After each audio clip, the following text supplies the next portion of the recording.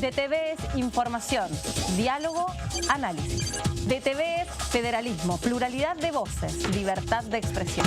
DTV es todo lo que un país en democracia tiene que ser. DTV es tu voz en el Congreso. Este 2023, seguí eligiéndonos. DTV, el periodismo en el Congreso.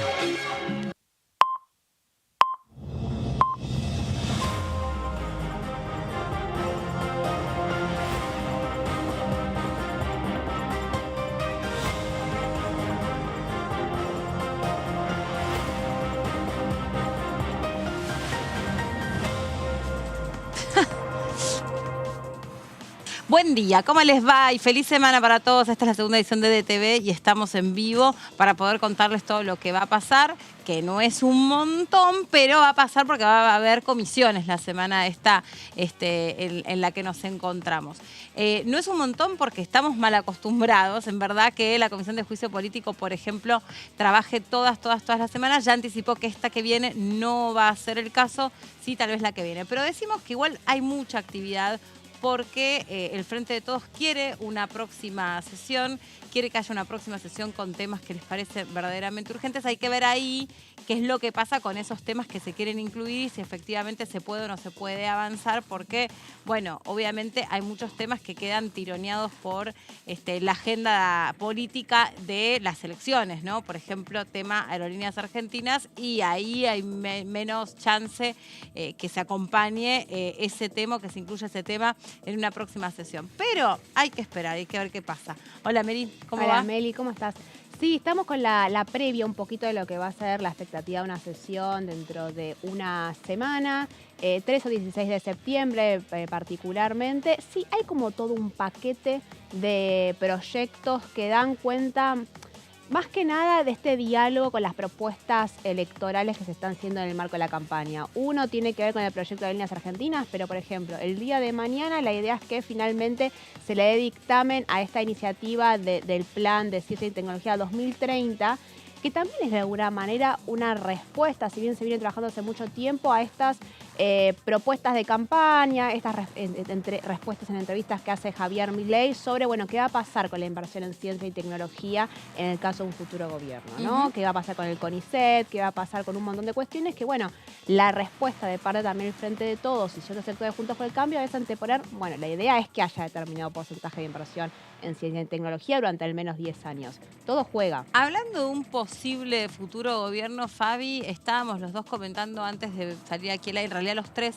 antes de salir al aire, bueno, toda esta situación, esto me hago cargo de lo que voy a decir, disparatada que se está viviendo en torno a la convocatoria de Villarruel, en función de defender víctimas del que ella quiere hacer creer que hay una teoría de los dos demonios. No sé qué es lo que pretende esta señora, o sí sé y me preocupa. Sí, indudablemente lo acaba de tuitear hace unos minutos la titular de la Cámara de Diputados, Cecilia Moró, solamente con el afiche de Nunca Más, dando a entender la postura del Frente de Todos en la Cámara de Diputados, porque la particularidad que tiene este acto, más allá de que se hayan celebrado eventos similares en otros años, es que es dentro del ámbito de un lugar el más democrático que tiene la ciudad de Buenos Aires. Estamos hablando que la presidencia del PRO, la conducción de la Cámara de Legisladores de la ciudad, le brinda la posibilidad a Victoria Villarruel, candidata a vicepresidenta, de llevar adelante un acto con lo que ella denomina víctimas del terrorismo. Y pone en debate nuevamente un tema del que a 40 años de la democracia pensábamos que estaba saldado, en función de una negación, digámoslo claramente, por parte de ella, que digamos, nunca dice que hubo un golpe de Estado, nunca dice que hubo efectivamente desaparecidos. Siempre hay desde ese lugar una situación en la cual pone en plano de equilibrio aquellos que de alguna manera habían implementado, habían utilizado un método para enfrentar a un gobierno popular con el poder del Estado, que justamente es de implantar y brindar seguridad, que fue lo que no hizo la dictadura, con 30.000 desaparecidos. Sí, son esos resquicios que se buscan después de la transición democrática del 83, de que no se puede negar la existencia de ellos nunca van a hablar de terrorismo de Estado, pero de un plan de exterminio que existió, comparando e igualando las dos violencias, ¿no? Y esta falsa causalidad en la cual la respuesta represiva y terrorista de parte del Estado de manera sistemática sobre miles de personas fue de algún modo la respuesta al accionar terrorista de la guerrilla de izquierda, ¿no? Y de alguna forma decir que no solamente igualar ambas violencias, sino diciendo, un poco se lo buscaron, ¿no? Que conlleva toda una lectura y la disputa que se está haciendo sobre los años de terrorismo de Estado, de arquitectura cívico-militar.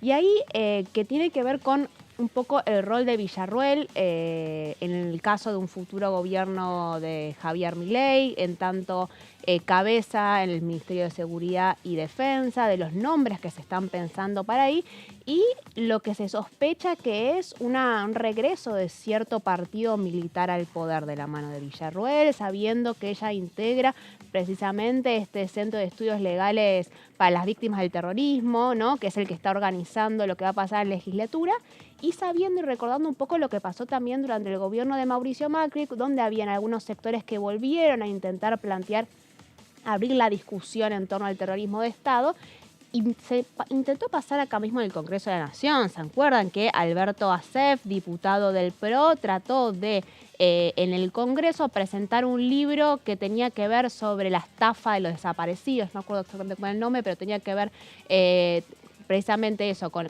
a lo que cobraban las indemnizaciones y poner siempre el eje ahí como se hace de algunos sectores, pero se terminó bloqueando. Ahí tuvo mucho que ver el sindicato acá de Asociación de Personal del Poder Legislativo, que impidió que se llevara a cabo en el Congreso, en la biblioteca del Congreso de la Nación, pero era algo que se iba a llevar a cabo. No pasó en la legislatura, claramente. Ahora, nosotros venimos mirando de cerca porque parte de la agenda del Frente de Todos, justamente, mientras sea gobierno, es revisar qué tipo de blindajes o qué tipo de refuerzo de malla se puede hacer desde el punto de vista de las leyes para evitar algunos avasallamientos que se pretenden desde La Libertad Avanza, que de libertad no tiene nada. Pero ahí, por ejemplo, hay toda una discusión que nosotros varias veces tuvimos recuperando las distintas posturas que hay, ¿se sancionan los discursos negacionistas? ¿Es la manera realmente de reflexionar sobre esto que claramente hay, no es solamente Javier Milei ni Victoria Villarruel quienes creen que aquí hubo un enfrentamiento entre dos bandos, ¿no? Montoneros y militares, o represores y guerrilleros. Aquí lo preocupante es empezar a advertir que con mucha fuerza, cuando se habla de derecha respaldada por sectores militares, por cierto sector de la religión, cierto sector de algunos cultos, que robustecen esos discursos y que además recogen discursos que en verdad existen en la sociedad. O sea, porque después alguien va y respalda esto, quieras o no, ideológicamente o no, pero tiene el respaldo de un voto. Y este señor tuvo muchos votos y nunca escondió que él piensa de esta manera, todo lo contrario. Entonces, a mí me preocupa más eso, como me preocupa lo que fue las expresiones de Bolsonaro y cómo hablaba, por ejemplo, en contra de las minorías sexuales. Y fueron y lo votaron. Y fueron y lo votaron muchos, como fueron y lo votaron. Bueno, no quiero hacer comparaciones, pero casi que me veo tentada a hacerlas, pero no. Voy a evitar porque quería ir hacia atrás en la historia. Pero aquí también hemos visto como en plena democracia hubo jueces que votaron para mejorarle la condena a un represor. Y lo vimos en la Comisión de Juicio Político y escuchábamos que les parecía un horror que el Frente de Todos citara a las víctimas directas de los represores y a cierto sector de la política le parecía como de mal gusto que hayan venido. Sí, inclusive uno piensa que mientras todo esto se está desarrollando, las causales y los juicios contra los militares siguen avanzando. Hoy, por ejemplo, a la mañana había una audiencia en la cual formaba parte del juicio contra el tío de Victoria Donda por la apropiación ilegítima de ella.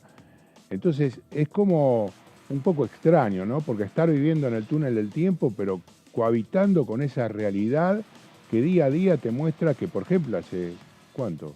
menos de un mes nos enteramos que se pudo recuperar a un nieto. Desde ese lugar es un hilo que nos trae desde el 1976, yo diría desde 1955 prácticamente hasta aquí, con tragedia en la historia argentina y gente que actualmente vuelve a recuperarlo. Entonces, estaba la discusión hoy en las redes si efectivamente había que responder o no. De hecho, Estela de Carlotto hoy a la mañana dijo, no tengo que perder ni un minuto a responderle a Victoria Villarruel. Lo propio hicieron otros a través de las redes, pero sinceramente creo que lo que se va a ver hoy a la tarde, a partir de las 5, de 4:30 de la tarde en la Avenida de Mayo y Perú, va a ser una respuesta muy contundente a la posibilidad de que haya una reivindicación del terrorismo de Estado, que es muy grave. como lo que ha hecho, lo que pretende, porque hay que ver si se lleva adelante todavía este acto allí en la legislatura. Yo sé que nos corrimos un poquito de la agenda parlamentaria y pido perdón, pero yo creo que no se puede permanecer en silencio frente a actos realmente muy preocupantes. O sea, si nosotros, que somos comunicadores, nos callamos frente a situaciones como estas, estamos muertos. O sea, estamos muertos.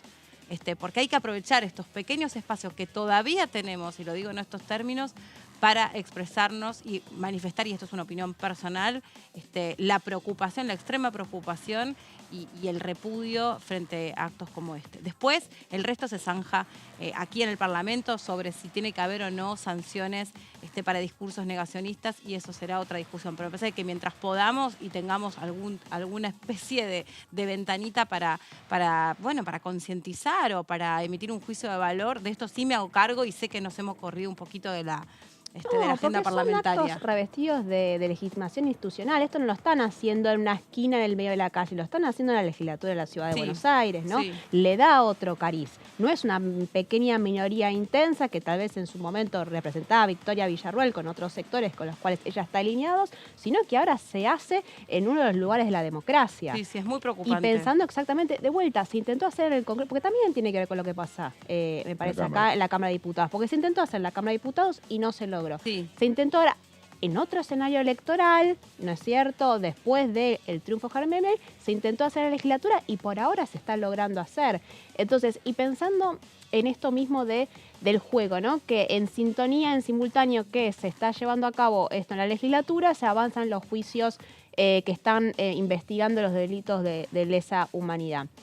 Y principalmente vinculado al juicio político. Cuando se estaba analizando, ¿no? Lo que fue el fallo Muiña, que buscó beneficiar el represor del Hospital Posadas, lo que siempre repasamos es que no terminó ahí, no se pudo extender precisamente a otros represores como se buscaba hacer originalmente, porque hubo una reacción popular inmensa que terminó llevando a que el Congreso de la Nación sancionara una ley que imposibilitaba dar este beneficio a personas que fueron detenidas y condenadas por delitos de lesa humanidad. Por eso, entonces, si no reaccionamos todos a tiempo y si no, en este sentido, alzamos nuestra voz, me parece que estamos perdidos. Ahora sí, metiéndonos en la Comisión de Juicio Político, vamos a repasar lo que sucedió cuando fue la última reunión de la comisión, que finalmente contó con la participación de Marcelo D'Alessandro, ex ministro de Seguridad de la Ciudad de Buenos Aires, que era fundamental su participación porque él tenía que, entre otras cosas, tratar de explicar, más allá de sus vínculos personales, si los tenía o no los tenía, si iba a contar o no detalles sobre su relación con Robles, era contar cómo se justificaba en números esta discusión que hay en torno a el aumento del porcentaje de coparticipación en favor de la Ciudad de Buenos Aires, porque claro, con la policía a cargo él tenía que explicar qué costo esto iba a producir para la Ciudad de Buenos Aires. Escuchemos. Por motivos personales, renuncié a mi cargo y siempre lo dije, en funciones yo no tengo que valerme de ningún cargo ni de ningún fuero para defenderme de acusaciones. En este caso me constituí como querellante y la investigación avanzó, insisto, descubriendo y deteniendo a aquellos que habían realizado esta operación de inteligencia. Siempre lo he dicho, uno elige las funciones que realiza en la vida, pero la familia no. La familia elige acompañarnos y seguramente a algunos les habrá tocado vivir situaciones feas y a otros espero que si no la vivieron no les toque vivirla. Acá también hubo gente que vino como testigo y mencionó, me lo recordó recién la Presidenta, mencionó que esto no era una operación de inteligencia porque podía valerse tranquilamente de una amante despechada. Eso se dijo aquí. Digo, las cuestiones personales que se hicieron respecto de esta situación, la verdad que no tuvieron límite. Y eso sí es un tema que nos llama a todos a la reflexión. Porque una cosa es buscar la verdad y otra cosa es valerse de cualquier cosa para destruir a alguien. A mí nadie me presionó. Lo dije en el primer momento, son absolutos motivos personales y aparte en la función de ministro de Seguridad de una de las capitales más importantes que tiene América Latina tenía que estar 24/7 como lo estuve siempre y la verdad que al presentarme como querellante para buscar la verdad, que hoy la estamos encontrando, y descubrir quiénes fueron los culpables, merecía no quitarle de horas de mi función a los vecinos y dedicarme a la investigación, cosa que hice. Pero a mí jamás nadie me presionó para que yo renuncie. Mary. Sí, bueno, eso es lo que habíamos visto en la última de las reuniones de Comisión de Juicio Político, que fue la semana pasada. Vino Marcelo D'Alessandro, la tercera es la vencida, de alguna forma ya había sido citado en 2 ocasiones anteriores para dar cuenta de la causal de coparticipación, que recordemos que el eje principal de la causal de coparticipación tiene que ver con los chats filtrados entre Silvio Robles, el vocero de Horacio Rosati, presidente de la Corte Suprema, y Marcelo D'Alessandro cuando este era ministro de Justicia y de Seguridad de la Ciudad de Buenos Aires. Hasta ahora hemos tenido 5 reuniones particularmente enfocadas en la causal de coparticipación, que, como hemos repasado varias veces, fue el puntapié de todo el proceso de investigación a los jueces de la Corte Suprema de Justicia con la aparición de estos chats filtrados.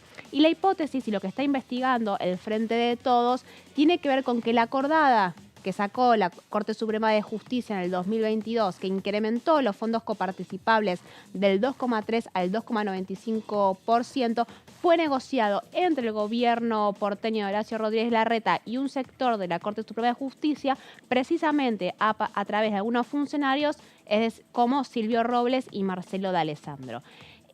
Fueron 5 reuniones en las cuales en varios casos hubo testigos, tuvo la presencia de Marcelo D'Alessandro, tuvo la presencia de Silvio Robles, tuvo la presencia de funcionarios del gobierno nacional que habían participado del litigio previo a la acordada de la Corte, porque recordemos, esto se inicia a raíz de una denuncia del gobierno porteño porque Alberto Fernández decide, a través de un decreto y después con una ley que se sancionó en el Congreso de la Nación, reducir los fondos coparticipables de la ciudad que el propio Macri había triplicado apenas asume como presidente. El gobierno de la Ciudad de Buenos Aires lo denuncia, se arranca un litigio con varias audiencias, no se termina pudiendo llegar a un acuerdo y la Corte Suprema de Justicia no falla, sino que saca una acordada en la cual decide, se aumentará el 2,95% de la coparticipación. ¿Qué es lo que dijo Marcelo D'Alessandro la semana pasada cuando vino? Que, junto a Robles, D'Alessandro era la presencia más esperada en la Comisión de Juicio Político desde que empezó. Vos hablabas con los diputados y las diputadas del Frente de Todos cuando de las primeras encuentros que se estaban haciendo acá en el anexo de la Cámara de Diputados y todos estaban esperando para que llegaran D'Alessandro y Robles con la expectativa de ver qué van a decir de los chats que se filtraron, qué van a decir si se conocen o no se conocen. Fueron juntos al cumpleaños de Maíquez, no fueron juntos al cumpleaños de Maíquez, qué tenía que ver con los chats filtrados respecto al Lago Escondido. Bueno, al final, y vamos a la próxima placa, un poco se quedaron con las ganas, se podría decir. Recordemos que en el caso de Silvio Robles fue una postura imperturbable a responder cualquiera de las preguntas, amparándose constantemente en el artículo 18 o en el reglamento del Poder Judicial. Marcelo D'Alessandro hizo algo parecido. También se amparó en varias ocasiones con el artículo 18 de la Constitución, que es el que te da el derecho a no declarar contra uno mismo, con un poco más de cancha, porque de todas maneras respondía a algunas preguntas. No es que sistemáticamente cuando le hacían una pregunta se escudaba diciendo artículo 18. Respondía algunas sí, otras no, y cuando le hacían preguntas puntualmente en los chats decía no, ahí sí el 18, porque a diferencia de lo que pasaba con Silvio Robles, él sí tiene hoy en día una causa abierta. ¿Cuál fue la discusión cuando Robles estaba amparándose todo el tiempo en el 18? Que las causas en las cuales la involucra, que son todas las causas que tienen que ver con los chats que abrieron que hicieron las denuncias varios gobernadores peronistas, se cerraron a los pocos meses que se elevaron las denuncias y se generó una discusión con Juntos por el Cambio respecto a si uno puede ampararse en el derecho a no autoincriminarse cuando las causas ya están cerradas y no puedan perjudicarte. ¿Qué es lo que decían en su momento de Juntos por el Cambio? Que bueno, pueden reabrirse en algún momento y pueden perjudicarte a futuro. Más allá de eso, en el caso de D'Alessandro, puntualmente, él sí tiene una causa abierta que le hizo el ministro de Justicia de la Nación, Martín Soria, que tenía que ver también, a raíz de los chats, con el negocio de las grúas en la ciudad de Buenos Aires. Entonces, valiéndose de esa causa, en muchas de las preguntas decía, no, me atengo al 18. Pero más allá de eso, dio 2 puntos. Lo que era evidente, rechazó la autenticidad de los chats y de las conversaciones que se filtraron que tenía con Silvio Robles, argumentando que había sido una operación de inteligencia.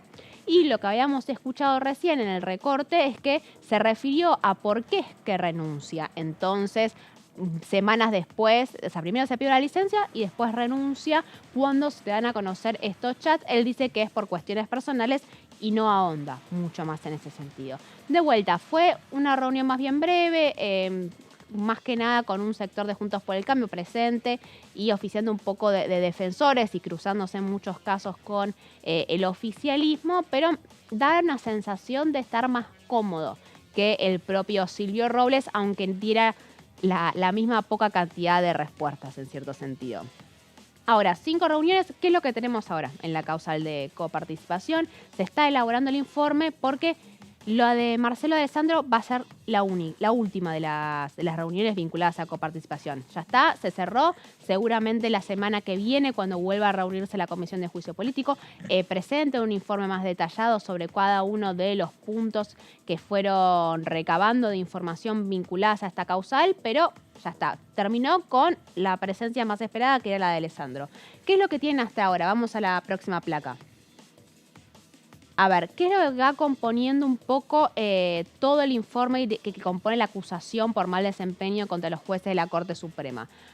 Uno de los principales puntos, porque si bien estamos hablando de la cuestión política, ¿no? Del eje político, de la negociación política entre la Corte y el gobierno de la Ciudad de Buenos Aires, después está la cuestión técnica, ¿no? Es decir, ¿de dónde viene ese 2,95% que la Corte decide sin ningún tipo de argumento técnico que a partir de ahora ese va a ser el número por el cual se justifica el traspaso de la policía de la ciudad? Bueno, en primer lugar, hay una crítica de que la Unidad de Análisis Económico de la Corte Suprema, que se encarga de elaborar estos informes, no intervino. Otra crítica, la negativa que hubo en su momento de la Corte Suprema a dejar participar a las provincias como amicus curiae en el proceso del litigio. Es decir, si esto va a perjudicar al federalismo, porque de algún lado tiene que salir ese dinero para dárselo a la Ciudad de Buenos Aires, bueno, ¿por qué no pueden participar el resto de las provincias que se verían perjudicadas por este fallo? La Corte no lo permitió.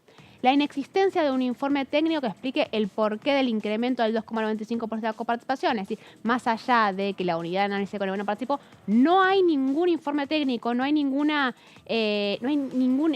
información que acredite por qué se llegó a ese número. Y eso es un problema que también se vio cuando el propio Mauricio Macri emite los 3 decretos que va a emitir cuando triplica la coparticipación porteña. No se sabe dónde salen esos números de coparticipación.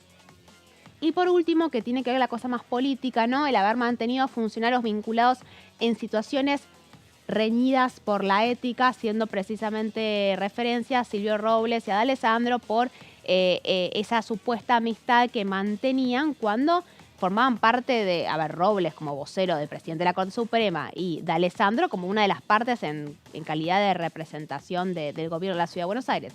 Bueno, finalizada la causa de coparticipación, ¿cómo sigue esto? Porque esto sigue, no sabemos hasta cuándo sigue, no se lo sabe ni siquiera creo que los diputados y diputadas de la Comisión de Juicio Político, hasta cuando sigue, se extenderá lo que se tenga que extender y será hasta el recambio del Congreso de la Nación, con la idea de presentar los dictámenes y la expectativa de ver si los jueces de la Corte comparecerán al final o no para hacer su defensa. En principio, ya estamos cerrando las causales más importantes. Tuvimos la de coparticipación, tuvimos la de irregularidades en la obra social del Poder Judicial y tuvimos, que lo estábamos mencionando recién en el piso cuando hablábamos del caso de la legislatura, el caso del fallo del 2x1 a los genocidas, precisamente, que fue particularmente emotiva con presencia de organismos de derechos humanos, no sé si se acordarán. Sí, efectivamente, y ese día fue, creo, la única participación que tuvo, o presencia que tuvo la diputada Victoria Villarruel. Recuerdo que estábamos allí, le pregunté y mencionó a Nora Cortiñas como terrorista. La consulté a la miembro de Madre de Plaza de Mayo, línea fundadora, y ella me dijo, la verdad que ella puede emitir su opinión, nosotros vamos a ir respondiendo con amor, lo hacemos hace 45 años y este es nuestro método. De alguna manera, la presencia inclusive de la diputada y candidata a vicepresidenta ese día, de alguna manera da lugar a entender que esas son las cuestiones que le importan, ¿no? Las relativas con los organismos de defensa de derechos humanos. Sí, con una postura aparte claramente intimidatoria, ¿no? De ir ahí solo cuando estaban los organismos de derechos humanos, porque no es que fue a las otras reuniones que sí las hubo, fue cuando fueron las madres de Plaza, las abuelas de Plaza de Mayo, entonces ahí hay una postura de, bueno, identificar, yo estoy acá presente y lo que representa, efectivamente. Bueno, y la próxima causal que se va a tratar, que va a ser la que se va a empezar a tratar a partir de la semana que viene, que es Consejo de la Magistratura, que lo hemos hablado largamente acá, porque ha sido todo un proceso de debate en la Cámara de Diputados en torno a la composición de los representantes de diputados del Consejo de la Magistratura, una vez que, a ver, cuando hagamos un poco de memoria, en el 2021... ¿no? A finales de 2021, la Corte Suprema declara la inconstitucionalidad de la composición del Consejo de la Magistratura y reflota una ley que había sido derogada en el 2006 cuando sale la nueva ley, que sostiene que la presidencia del Consejo de la Magistratura es la presidencia de la Corte Suprema de Justicia. ¿Qué quiere decir? Que fue el fallo que habilitó el desembarco de Horacio Rosati en la presidencia del organismo encargado de designar y sancionar los jueces de la nación. Y también va a estar el tema de los chats, ¿verdad? Porque se supone que hay algún tipo de acuerdo, según lo que dice el oficialismo, entre justamente Marcelo de Alessandro, que era quien recibía la información de parte del gobierno porteño, en este caso de Rosati, de cómo actuar frente a lo que el gobierno nacional, a través de sus senadores, quería plantear en la Cámara, que era, de alguna manera, cómo generar la posibilidad de que se establezca una nueva forma legal del Consejo de la Magistratura y a través de justamente de Robles y de Alessandro, según lo que dicen los chats y lo que sostiene el Frente de Todos, es lo que efectivamente sucedió unos días después. Sí, ahí va a ser interesante porque es muy técnico, pero hace a toda la discusión que estuvimos muy embebidos a fines del año pasado, porque la realidad es que tenemos hoy un Consejo de la Magistratura que está compuesto por 20 integrantes. De esos 20 integrantes, la presidencia está en manos de Horacio Rosati. Ha tenido muchos problemas para funcionar y ha sido una denuncia constante que se ha hecho principalmente desde el oficialismo. Y a ver, y lo que sostiene un poco, si los chats fueron el origen del juicio político que se está haciendo a los jueces de la Corte Suprema, lo que sostienen de parte del Frente de Todos es que el objetivo real y concreto de la Corte Suprema de Justicia, particularmente de Rosati, siempre había sido hacerse con el control del Consejo de la Magistratura. Así que ahí va a estar un poco el eje del interés político particular de Rosati, que va a ser interesante, que se empezó a tratar cuando vimos lo de coparticipación, pero ahora va a estar totalmente concentrado en el interés que tenía Rosati cuando asumió durante el gobierno de Macri. Vamos a ir a nuestra próxima invitada.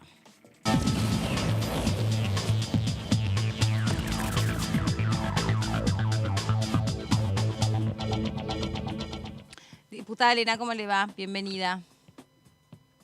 Hola, ¿cómo estás? Bien, ¿Cómo están ahí? Bien, muchas gracias por recibirnos. Bueno, diputada, estamos hablando sobre la Comisión de Juicio Político y lo que había dejado la participación del testigo de Alessandro, pero quiero ir antes porque tampoco usted es que integra la Comisión de Juicio Político, pero quiero ir antes porque usted sí integra la Comisión de Derechos Humanos y Garantías, consultarle por lo que hablábamos al principio del programa, en virtud de algunas expresiones que están apareciendo ahora por parte de algunos candidatos y actividades concretamente en, por ejemplo, la legislatura porteña. ¿Qué debiera, desde su punto de vista, y cuál es la postura del partido que usted integra, hacerse con los discursos de odio y los discursos negacionistas? ¿Hay que ir hacia una ley que busque una sanción? Mira, yo creo que muchas veces las leyes no solucionan un problema, y esto es un problema que creo que tiene más que ver con nuestra educación y con poder tolerarnos, y esa tolerancia en pensar distinto y poder escucharnos a los que piensan diferente y a los que pensamos parecido, y no sentir en la otra persona que piensa distinto a lo que pensamos nosotros como un enemigo. Pasa mucho más que un proyecto de ley, de lo que tenga que ser un discurso del odio. Creo que pasa por una cuestión de educación y de cultura, y que creo que hacia eso es algo que lleva mucho tiempo, pero donde tenemos que ir y donde tenemos que aprender tolerancia, aprender a escucharnos, aprender a no sentir enemigo al que piensa distinto, aprender a compartir disidencias, y que de las disidencias también se pueden sacar muy buenas ideas y enriquecerse de las disidencias, y no sentir al otro como un enemigo y agraviar permanentemente. Estamos en un momento muy difícil de la sociedad, y no solamente está difícil por la cuestión económica, sino que está difícil por esto, porque nos falta tolerancia a los argentinos. Nos falta tolerancia. Gabriela, ¿cómo estás? Acá María Caferata te saluda. Buenas tardes. Te consulto como dirigente radical, este caso, y con la tradición que ha tenido el radicalismo en la apertura de los juicios para condenar a los dictadores y los autores del terrorismo de Estado.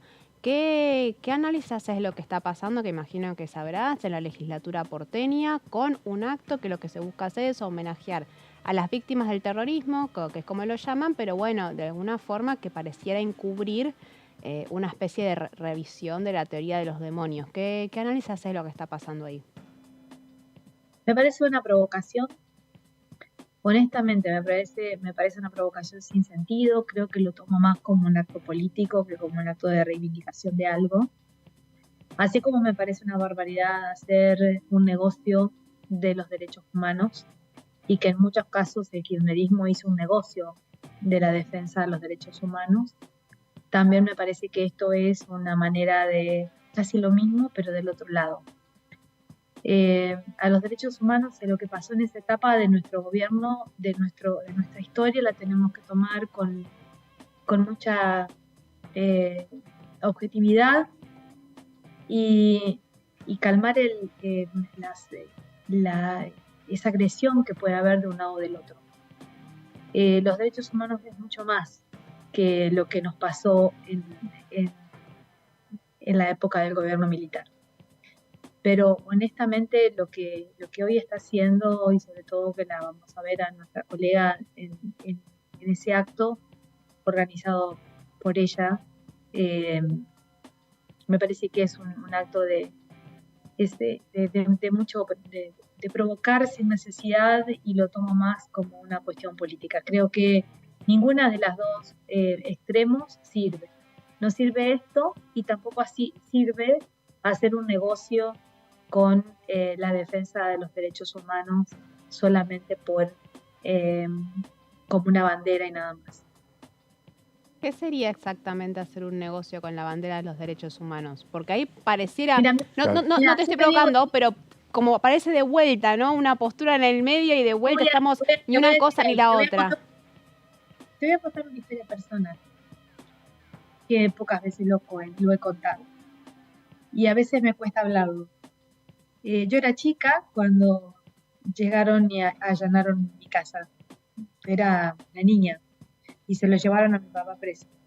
Durante bastante tiempo nosotros no supimos dónde estaba. Mi papá lo único que era un militante de la Unión Cívica Radical y era una persona que defendía los derechos humanos como su profesión, tenía la misma que yo, escribano, y se presentaba en todas las comisarías para poder constatar los apremios ilegales y acompañar también cuando no se aceptaban los habeas corpus en los juzgados. Mi papá fue detenido, fue desaparecido, no sabíamos dónde estaba. En un pueblo chico donde yo vivo, fue una situación de que nadie quería juntarse con nosotros porque algo habrá hecho. Fue una época muy dura, muy difícil. Y cuando lo llamaron por este tema de que podía pedir la indemnización por el tema de haber estado desaparecido, nunca lo quiso hacer. Y me queda ese orgullo de decir, mi viejo no aceptó, porque sintió que eso no era una reparación, sintió que eso era un negocio. Podemos opinar distinto, pero él opinó de esa manera. Entonces, estoy hablando desde un lugar de una experiencia personal.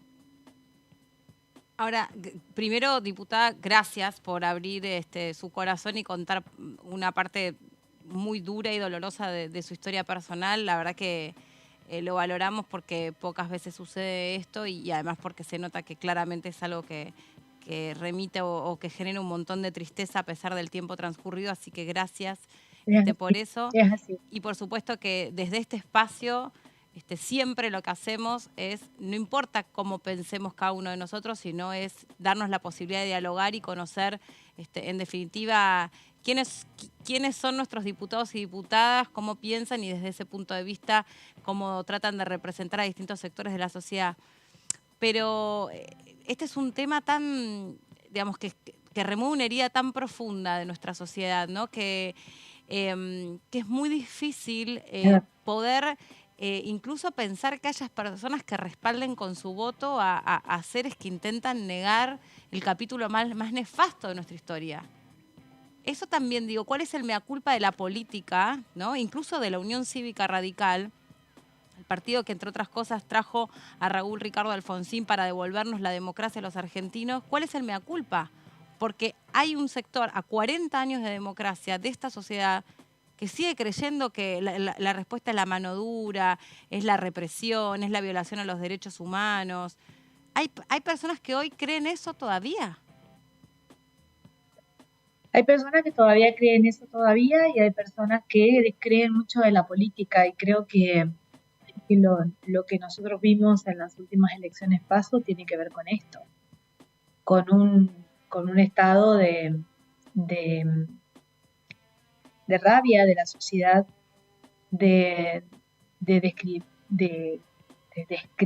descreimiento hacia la clase política, en un discurso de una persona que más que propuestas tiene un voto con mucha...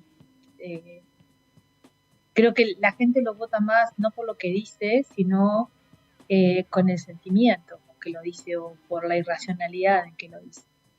Entonces estamos inmersos en una cuestión de muchísimo problema, porque no solamente nuestro país está muy mal en lo económico y en lo social, está muy mal en lo educacional, en lo cultural, si no estas cosas no pasarían, sino que además estamos corriendo riesgos de que en el tema político también la sociedad elija una persona de estas características que tiene más que un proyecto, genera un voto emocional, que es lo que la sociedad está un poco respaldando. Diputada, y preocupa, obviamente. Y obviamente que la culpa la tenemos nosotros, no la casta, porque yo, discúlpame, descreo de la casta.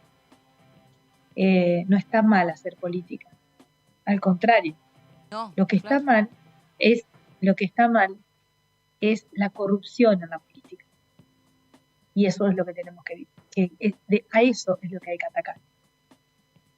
Diputada, ¿qué tal? Buenas tardes. Fabián Waldman la saluda. Y en ese sentido, la utilización por parte de los partidos democráticos, a lo largo de estos últimos 20 años se han escuchado palabras como exterminio, desaparecer, terminar con el opositor. ¿Cuál es su reflexión? Porque indudablemente es un caldo de cultivo que ha hecho campo orégano y ha facilitado que justamente el discurso de odio se suba. Hasta el día de ayer, una candidata venía diciendo, el que era titular, el candidato también de Juntos por el Cambio, hay que exterminar al kirchnerismo, hay que terminar con el kirchnerismo. ¿No cree que de alguna manera eso posibilitó el alzamiento de sectores que enarbolen banderas tan ofensivas para la democracia, 40 años que estamos por cumplir ahora? Mira, ustedes me han entrevistado varias veces también. Y saben que lo que menos tengo es ese tipo de lenguaje y que al contrario, siempre busco el diálogo y tratar de llegar a consensos en absolutamente todos los temas. No es mi lenguaje, no solamente que no es mi lenguaje, sino que tampoco me parece que debe ser de ningún partido político ni de ningún político. Acá no hay que exterminar a nadie. Acá lo que hay que hacer es, ni menos a las personas. Acá lo que hay que hacer es tratar de mejorar nuestra educación y nuestra cultura para que la gente en total libertad pueda definir qué es lo que quiere para su país. Pero en una libertad realmente con educación y conciencia. No sirve decir que se va a...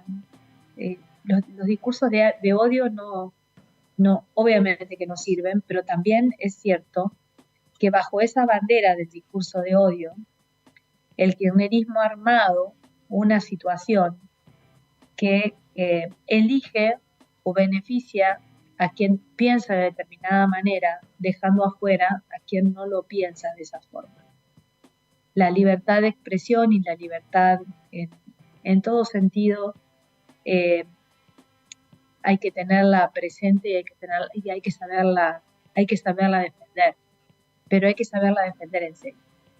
Y Gabriela, una consulta sobre algo que pensamos mucho siempre acá en el piso que tiene que ver con el Congreso que viene. ¿Cómo va a ser una Cámara de Diputados que, si se replican los resultados que se dieron en la PASO, va a estar muy atomizada, con todas las fuerzas lejos de poder alcanzar una mayoría? Tengo entendido, vos en este año se te vence el mandato, creo que no renovás, si no me equivoco. Ya dijo que no, que vuelve dijo acá hace un tiempo que no iba a renovar, que vuelve porque dice que tiene que volver a la tarea de militantes. Así nos habías comentado eso, que esa es tu idea. Sí, vuelvo a la provincia. Pero igual me imagino que vos también debes estar viendo este escenario con cierta preocupación respecto a cómo se van a poder implementar políticas y cuáles van a ser esas políticas también, ¿no? Pensando en algunas alianzas que se están pensando, incluso dentro de Juntos por el Cambio, que no incluyan necesariamente el radicalismo, ¿no? Hay mucho run de posibles alianzas entre un sector del PRO y los libertarios. Te consulto por ambas cuestiones, ¿no? Por la idea de una Cámara de Diputados muy atomizada y también por estas alianzas alternativas que no incluyen necesariamente el radicalismo a veces cuando sostienen unos dirigentes. Yo creo que hay que ver cómo terminan las elecciones en octubre. Y qué pasa si vamos a balotaje o no vamos a balotaje o demás. Creo que depende mucho de quién va a ser nuestro presidente, quién va a ganar las elecciones ejecutivas.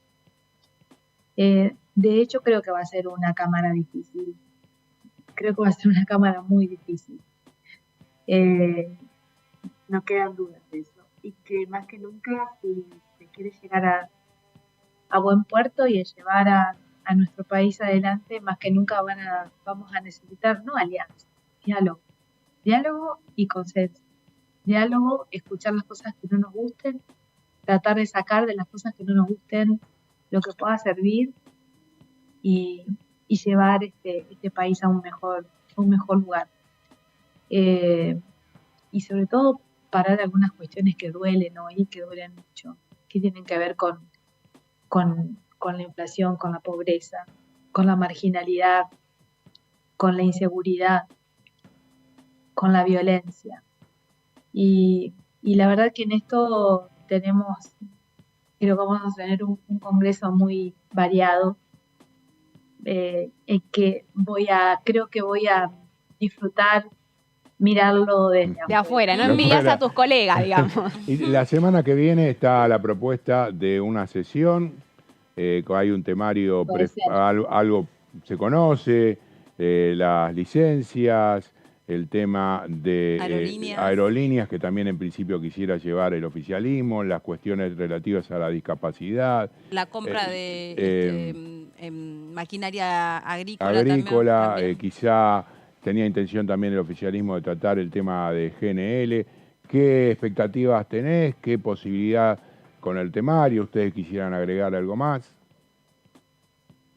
Nosotros todavía no tenemos la certeza de que exista la sesión, sabemos que puede haber, no tenemos citación, y veremos si podemos, qué es lo que va a pasar. En principio, si no hemos tenido una reunión de bloque para saber si vamos a dar quórum o no. Obviamente que si se lo consigue vamos a bajar, pero creo que en principio los temas al menos que se estaban planteando eran temas con los que nosotros teníamos algunas dificultades, teníamos algunas más que dificultades, teníamos diferencias sustanciales. A universidades también Así estaba. que, Hay universidades, es verdad. Universidades también. Ustedes No te Gabriela, espera, ¿sabés que no se te está escuchando? No sé si justo te entró un llamado o algo que se te muteó. ¿Ahora? Ahí sí. Capaz que hablaba muy bajito. No, me parece que uno se va como desinflando con una agenda tan difícil. Pero no, era una cuestión técnica, porque se empezó como a congelar un poco también. No. Y bueno, le estabas... No, el otro tema de universidades que también estaba. Los temas son complicados, ustedes vienen siguiendo la actividad parlamentaria, hemos estado en disidencia con algunos temas y en otros con dictámenes en minoría, así que la verdad vemos si el oficialismo seguramente consigue quórum, obviamente que vamos a estar presentes y vamos a dar el debate, pero no creo que al menos hasta ahora, salvo que cambie alguna situación, que se pueda agregar algunos temas o no lo sé honestamente, pero hasta ahora nosotros estaríamos esperando que el oficialismo dé el quórum necesario. Y en el caso de licencias parentales para personas no gestantes, todo ese proyecto más amplio de licencias, vos estuviste participando del debate que se dio en los plenarios de comisiones. Sí. Hay dos consultas. Ustedes presentaron un dictamen de minoría, la idea es defender ese dictamen de minoría. Y también, bueno, eso implicaría que no acompañarían el proyecto del oficialismo cuando se trate primero y se plantee la posibilidad de ampliar las licencias. ¿Cómo se daría en ese sentido? No, nosotros sí, vamos a ir con nuestro dictamen de minoría. Vamos a defender nuestro dictamen de minoría. Creemos que más allá de que podemos estar de acuerdo con esta cuestión desde lo ideológico, hoy estamos en una situación muy compleja donde no podemos cargar mucho más a los empresarios, a las pymes, a quienes están dando trabajo con algunas cuestiones, y el informe que nos dieron sobre lo que el costo que tendría este tema de las licencias dentro del Estado es un costo importante y nosotros consideramos que tiene que ser gradual en este momento. Y vamos a seguir con nuestro dictamen. El costo, según el estudio que hizo, ¿no era como del 0,05% más o menos del PBI? Digo, para compararlo con otros gastos que tiene el Estado puntualmente. Porque el costo sería para el Estado, no lo pagarían las pymes ni las grandes empresas, si no me equivoco. También lo pagan las grandes empresas, estos costos estos tipos de costos o estos tipos de licencias no les afectan. Y no me preocupa, digamos, porque no son temas que les afecten. Pero a las pequeñas y medianas empresas sí. Una empresa que tiene 5 empleados y tienen que otorgar la licencia a la persona que hace esa función principal dentro de una empresa, sí. Entonces, por eso es que me parece que en este momento donde estamos tan mal, necesitamos que esto tenga una gradualidad. Bien. Diputada, No, está bien. perdón. No, quería de nuevo agradecer este rato con nosotros. Siempre que puedo trato de decirlo, esta señal como pocas, la verdad, le da el mismo espacio a todos y el mismo lugar a todos. Me parece que usted es una de las diputadas que siempre ha tenido muy buena relación con DTV y mucha predisposición para charlar con nosotros de todos los temas, aún a veces con mesas un poco más complicadas que con otras, pero hoy la verdad que fue una entrevista súper linda. Jugosa, por supuesto. Claro, y también de nuevo valoro que detrás de representar un partido político hay seres humanos, hay personas, hay historias, hay momentos. Sí, porque más allá de lo que ella contó, creo que la experiencia de vida y traerla al día de hoy, lo que vos viviste cuando eras una nena, con tu padre en el día de hoy, es lo que efectivamente tiene que conocer la juventud en esta fecha. A eso iba. Me parece que no hay manera más clara y contundente de mostrar lo que vivió la Argentina es con lo que vos relataste, así como miles de familias y todos aquellos que de alguna forma u otra lo han sufrido. Y bueno, decíamos, hace poco menos de un mes se encontró a un nuevo nieto, así que lo estamos viviendo cotidianamente, lo que sucedió en la dictadura todavía, como para no valorar lo que vos dijiste hoy aquí. Gracias. Pasa que cuando yo me acuerdo de estas cosas, la verdad que lo pasamos tan mal que Como para no. Me duele. Me duele. Y sobre todo, ¿sabes qué? Me duele acordarme. Mi papá después fue senador provincial en el primer gobierno democrático y fue presidente de la Comisión de Derechos Humanos cuando se crea y él pudo reconocer el lugar donde estuvo detenido y donde después formó parte de todo el estudio que se hizo para lo que fue el juicio de las justas y demás, ¿no? Pero además de eso, fue la sensación de desprotección y de no saber dónde estábamos nosotros parados en ese momento, ¿no? Y la verdad era una niña. Claro, seguro. Bueno, diputada, le mandamos un saludo grande y bueno, seguramente sigamos conversando de cara a lo que se viene aquí en la Cámara de Diputados. Muchas gracias. Hasta luego. Chau, hasta la próxima. Yo digo eso, ¿no? También que es interesante porque a veces hay algunos sectores de la sociedad que sienten una distancia enorme respecto de la agenda, ¿no? De los temas urgentes, de los temas inmediatos y cómo la política lo encara. Otra de las discusiones que se dio o se escuchó estos días, sobre todo en redes sociales, no sé si te llega o no te llega esto, acerca del cambio climático o acerca de la agenda ecológica.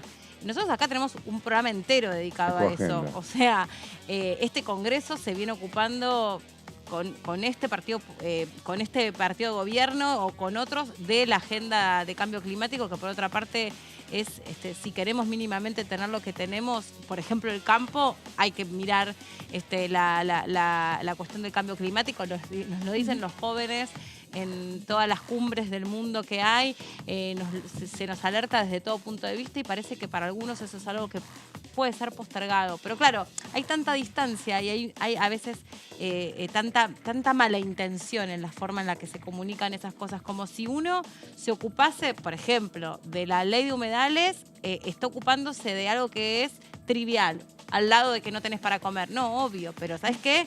Si no te ocupás de los humedales, después igual no vas a tener para comer, porque no va a haber campo que resista la sequía o no va a haber campo que resista el fenómeno del Niño o lo que fuera, y sin ser un especialista, es un poco lo que uno aprendió acá de la mano de los que saben. Pero acá, bueno, no sé, en el medio todo se hunde en la grieta, ¿viste? Y resulta que se mezcla todo. No, bueno, pero yo creo que el testimonio de ella sirve, estas son las cuestiones que hay que poner en valor, más allá de que esté dentro de un partido en el cual la candidata principal o el principal referente haya dicho que los derechos humanos es un curro. Tenés claro que no... El radicalismo siempre ha tenido igual una postura muy incómoda dentro de Juntos por el Cambio, precisamente esta declaración. Pero igual, de vuelta, en estos días todas las declaraciones suman, y más con una tendencia de un corrimiento de todos los discursos más hacia la derecha, en la cual mientras más polémico seas y más políticamente correcto seas, sumás más votos. El pronunciamiento aunque sea lo que dijo la diputada Elena, que la verdad que es emocionante también conocer las historias de los diputados y las diputadas, porque es más allá de la teoría y los proyectos de ley, después hay personas que tuvieron sus propias trayectorias. Entonces, bueno, y en estos días, como dice Fabi, tienen mucho mayor relevancia, me parece. Sí. Bueno, vamos a hacer una pausa y cuando regresemos seguimos contándoles lo que se viene aquí en la Cámara de Diputados. Hay varias comisiones que van a tener lugar estos días, y también vamos a recuperar, por supuesto, lo que dejó la semana pasada y empezar a imaginar si hubiera una próxima sesión, por ahí no la semana que viene, sino la semana que viene, perdón, yo ya estoy, no sé en qué día vivo. Vamos a empezar a contarles de qué se trataría esa próxima sesión, cuáles podrían llegar a ser los temas y qué supone cada uno de ellos. Ya venimos.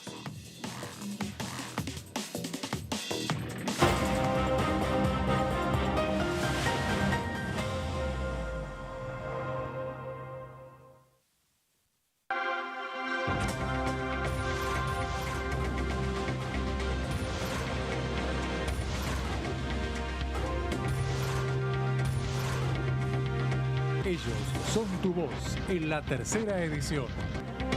DTV, el periodismo en el Congreso. Hola, bienvenidos a una nueva jornada del resumen de noticias parlamentarias.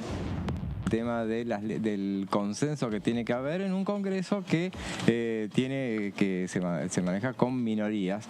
Y justamente de las leyes que estamos hablando, las leyes sociales, son leyes que llegaron al recinto con enorme consenso y que, bueno, se traduce en las votaciones.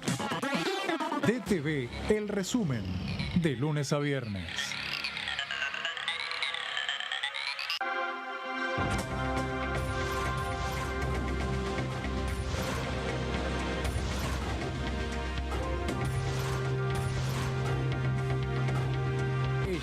Son tu voz en el análisis. DTV, el periodismo en el Congreso. Alcanzamos el Producto Bruto Interno más alto de los últimos 5 años, con un crecimiento del 5% en 2022. Y detrás de ese dato, seguimos creando empleo en cada rincón de la Argentina.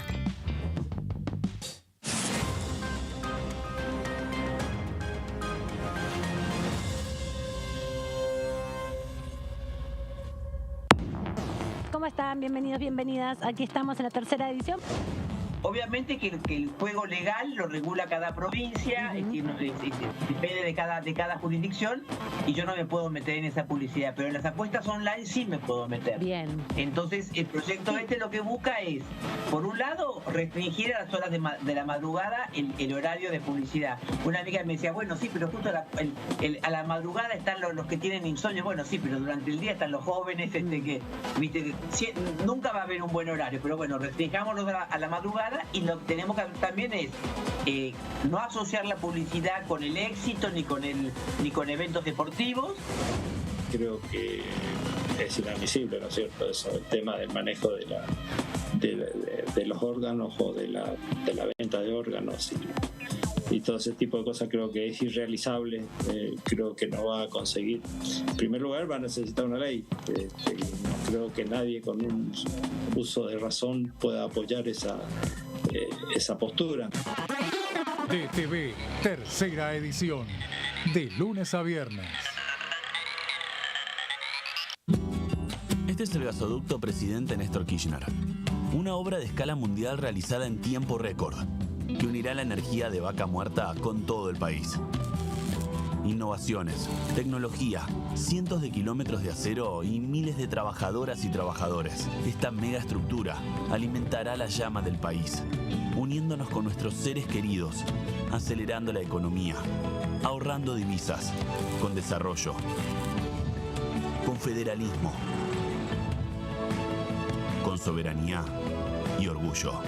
Gasoducto Presidente Néstor Kirchner. Mueve energía, mueve al país.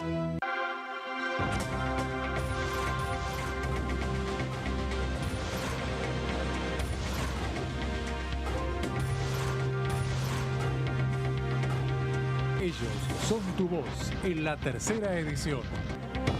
DTV, el periodismo en el Congreso. ¿Qué tal? Buenas noches, bienvenidas y bienvenidos a Punto Género. Esta ley, que es una ley de eutanasia y suicidio asistido, lo que hace es otorgar ese derecho bajo determinadas condiciones, ¿no?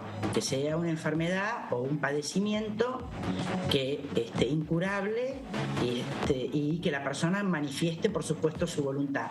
No lo puede decidir un tercero, es solo una decisión personalísima.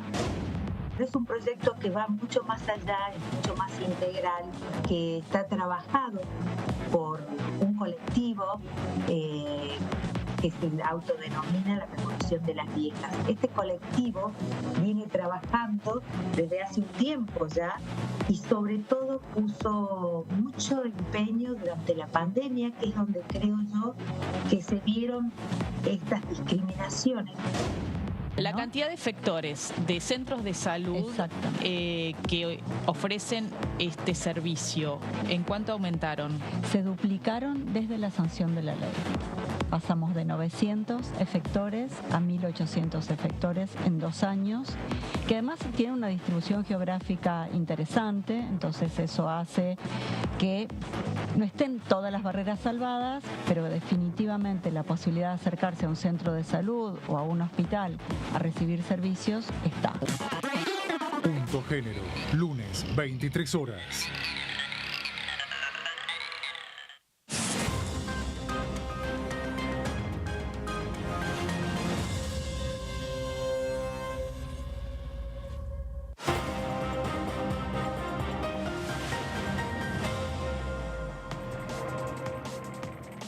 Muy bien, acá estamos después de la pausa. Vamos a actualizar, si les parece, entonces, cuáles son las comisiones que se vienen para esta misma semana. Es el momento para poner F5 y actualizar la agenda y fijarse qué es lo que se viene. Decíamos más temprano, no va a haber comisión de juicio político. Se va a reunir la semana que viene. Va a estar triste, Mary. Mary, sí, porque ella es la vocera encargada, oficial. Sí, de recapitular todo lo que sucede en la Comisión de Juicio Político, con un nivel de detalle que ni Truman Capote pudo. No, además te hace un resumen. Yo creo que ni... ¿Cuál era el resumen que usábamos? El que usaba yo en la secundaria. No usaba. Después me voy a acordar y ya le voy a decir. Ustedes no lo usaban. Ya le voy a decir. Distintas. Los resúmenes Lerú. No, por eso. Los resúmenes Lerú no era el rincón del... ¿Era mi versión del Rincón del Vago? Claro, pero no, porque era de verdad, salía? era de verdad. ¿De dónde salió? Bueno, el Rincón del Vago también había cosas. Bueno, pero los que copiaba Bonadío del Rincón del Vago no eran de verdad. Pero, entre otros. Los resúmenes de Lerú eran unos libritos. Milei mismo también ha plagiado partes de libros de economía. Papers y de libros de economía. No, los resúmenes de Lerú eran unos libritos chiquititos así de bolsillo que utilizábamos en la secundaria para... todo legal eso. ¿Cómo? Todo legal, está bien. Sí, todo legal. Todo legal, todo joy. Sí, bueno, comisión de juicio político entonces no va a haber. Capítulo coparticipación se terminaría con una próxima sesión que ha cerrado. No, termina. No, ya está, terminó. Queda magistratura y quedaría, no sé si lo de sabe, las elecciones, ¿no? Lo de las elecciones que no sabemos si va a ser o no. Lo de las elecciones es... depende a quién le preguntes, te dicen que sí o que no. En teoría debería estar cerrado porque las elecciones ya se llevaron a cabo, entonces quedó un poco viejo de alguna manera. Estamos hablando de los fallos que suspendieron las elecciones en Tucumán y en San Juan, que llegaron a que tuvieron que reprogramarlas porque estaban candidateando Mansur y Uñaga en sus respectivos distritos, pero después finalmente hubo otros candidatos, las elecciones se llevaron a cabo, uno ganó, el otro perdió, y en principio quedó un poco viejo en el tiempo. Después del Consejo de la Magistratura, después queda un rejunte de un montón de otras causas que tampoco sé si van a avanzar. Sí. Lo más importante y lo más pesado va a ser el Consejo de la Magistratura, y seguramente en base a cuánto tiempo tengan, porque a ver, acabamos de arrancar septiembre, queda octubre, queda noviembre y ya después mucho de eso no queda, y hay que darle un cierre, hay que presentar los dictámenes y hay que organizar la presencia o no de los jueces de la Corte Suprema, que es un poco la última gran reunión que queda en el caso de que terminen compareciendo o, como es la alternativa, presenten defensas escritas. Así que veremos. Pero bueno, la causal de la coparticipación ya está, se acabó. Bueno, vamos a dar la bienvenida a nuestro próximo invitado.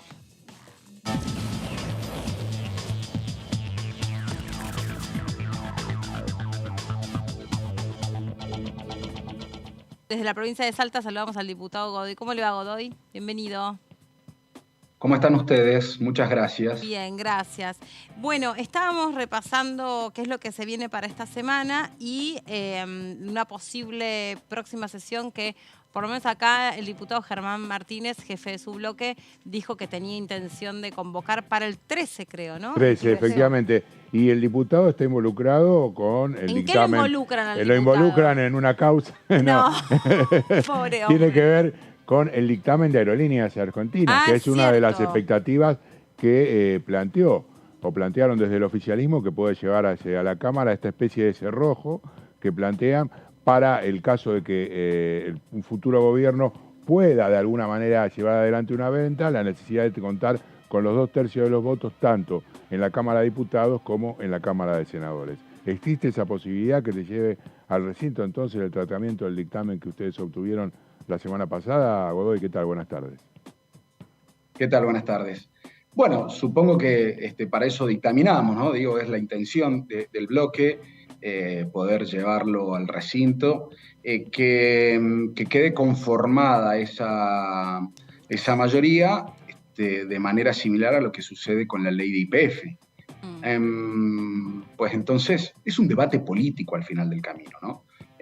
Fundamental también. Me parece que esto es lo central, digo, respecto de si buscamos agravar las mayorías para una eventual privatización. Es lo que queremos hacer, en definitiva, con una empresa donde hay una empresa del Estado que viene generando cada vez mayor eficiencia, que logra conectividad no solamente de todas las provincias con el centro del país o con la Ciudad Autónoma de Buenos Aires, con la capital, sino también entre provincias y con otros países. Fundamental en el ámbito de la economía del turismo, por ejemplo. Salta es protagonista en este sentido, como lo puede ser Mendoza, Misiones con Foz de Iguazú u otras provincias, Córdoba. Bueno, si nos ponemos a pensar, el turismo es una economía muy fuerte en estas provincias, y entonces lo que nosotros buscamos es eso, una protección básicamente y una continuidad de ese trabajo, que no se genere un desfinanciamiento, que se fortalezca el trabajo de Aerolíneas Argentinas y que permita finalmente que el interior esté cubierto en este sentido, esté cubierto con vuelos de cabotaje, con conectividad, comunicado básicamente, y que esta herramienta que sirve para el turismo siga fortaleciéndose. Por eso digo que es un debate político lo que puede llegar a suceder. Le pregunto en este sentido, porque quedó bastante claro con la participación del funcionario de Aerolíneas Argentinas que vino a poner como aerolíneas en números, pero sí, ¿de qué manera toda esta cuestión vinculada al turismo quedaría desalentada o desfavorecida si Aerolíneas Argentinas se privatizara? Porque entiendo que también hay otro surgimiento de otras aerolíneas, inclusive a veces con tarifas más económicas, que principalmente rezan, no lo sé si efectivamente es así, que el chiste es que, bueno, cada vez más argentinos puedan visitar, viajar, volar. Justamente hay una aerolínea que le pone casi como tarifas muy parecidas a lo que son las tarifas de otros medios de transporte terrestres, ¿no? En cuanto a valores. Entonces le consulto en ese sentido cómo podría verse amenazado el turismo si Aerolíneas se privatizara, desde lo que ustedes entienden. Ya sucedió en Salta, por lo menos disminuyeron abruptamente las frecuencias durante el periodo de gobierno de Mauricio Macri. No es nada, no estoy diciendo nada en términos subjetivos, sino un dato de la realidad. Y si vos desfinanciás constantemente, finalmente el pasaje, que está claramente subsidiado, te va a salir más caro.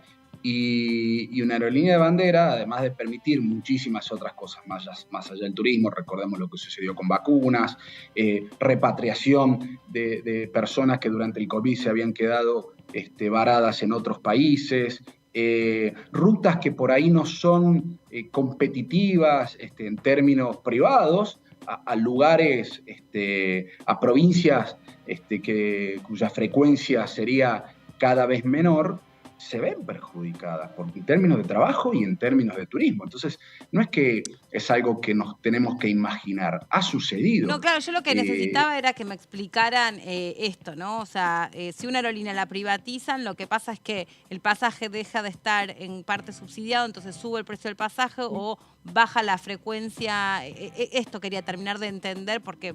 No, digamos, cuando me dicen, no, en los 90 ya pasó. Bueno, en los 90 también había otro país, qué sé yo. No sé qué es lo que puede pasar hoy. No tengo no soy economista, entonces no lo sé. Por eso quería saber que ustedes, por favor, nos expliquen cuál es la consecuencia directa de desguazar una aerolínea. Tampoco soy economista. Estoy manifestándome de acuerdo a los datos de la realidad. Cuando empezaron a disminuir el presupuesto, a ver, hoy, en definitiva, se remite menos presupuesto de lo que se remitía. El déficit es menor que en la época del macrismo, ¿no? Y la eficiencia y la eficacia de aerolíneas es mayor.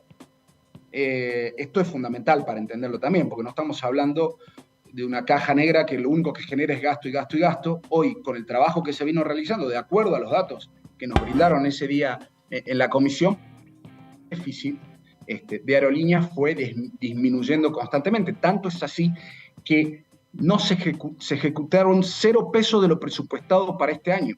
Y se está ejecutando todavía lo presupuestado del año pasado en un porcentaje que era alrededor del 50%. Esto significa que la aerolínea pudo contar con mayores recursos para la autosustentabilidad. Pero no tengas dudas que si no hay una aerolínea que genere un sendero, un camino en cuanto a prestación de servicios, bueno, por supuesto que las privadas van a buscar mayores ganancias, probablemente desaparezcan algunas rutas, como ha sucedido ya, y lógicamente el precio de los pasajes, de los boletos, también va a aumentar. Claro. Lucas, ¿cómo estás? Acá María Caferata te saluda. Buenas tardes.